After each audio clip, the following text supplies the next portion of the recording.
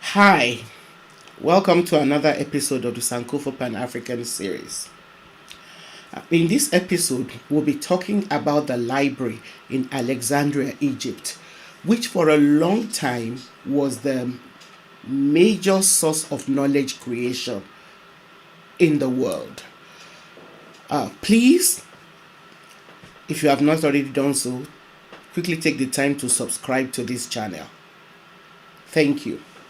Now, at the time of Alexander of Macedonia's death, his empire had expanded beyond Macedonia to cover a large expanse of Asia Minor, the eastern shores of the Mediterranean, and Egypt, extending into Asia as far as Punjab in present-day India. After his death in 323 BC, three dynasties emerged. These dynasties were founded by three of his generals to control the vast empire that he left behind.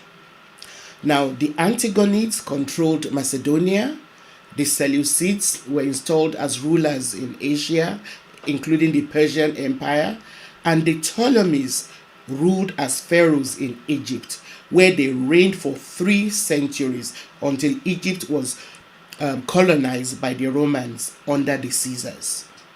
Now, the Ptolemies established Alexandria on the seacoast as their capital city.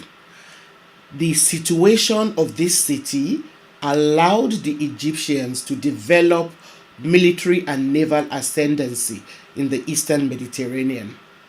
Now, the Egyptian city of Alexandria was the location of the richest libraries in the world, and it was said to have held about 400,000 volumes of books.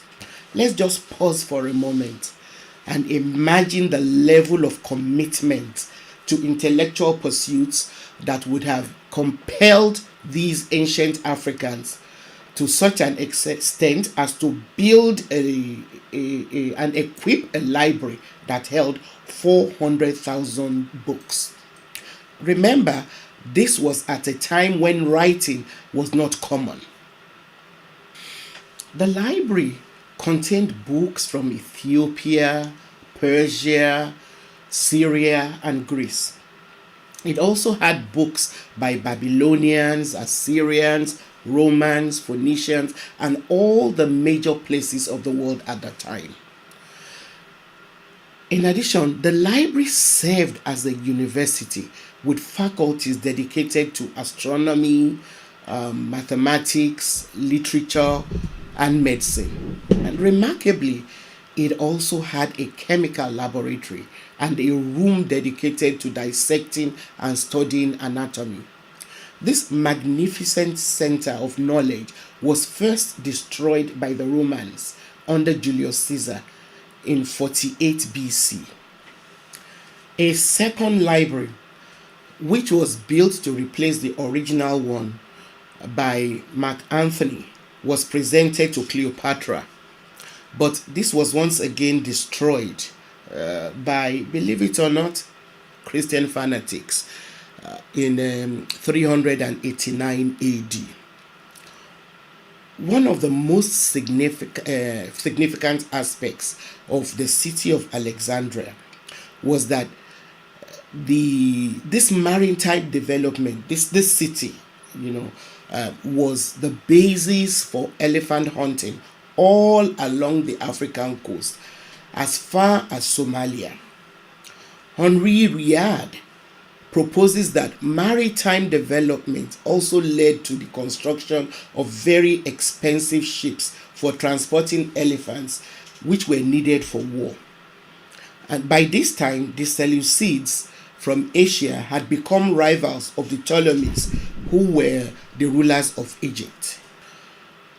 These two groups were frequently at war with each other. The location of Alexandria also facilitated trade relations with Asia through the Red Sea and the Delta. Corn was exported from Egypt through Alexandria to the north in exchange for other raw materials.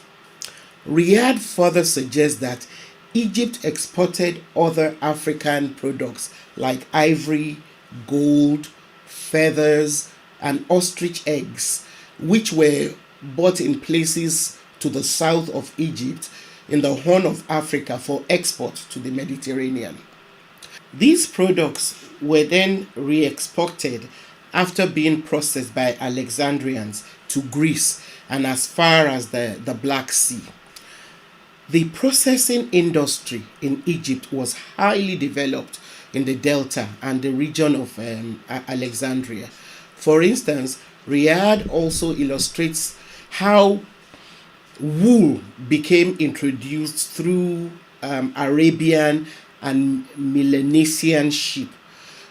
The cloth mills in Egypt then processed these raw materials in addition to flax into about 14 different kinds of linen material.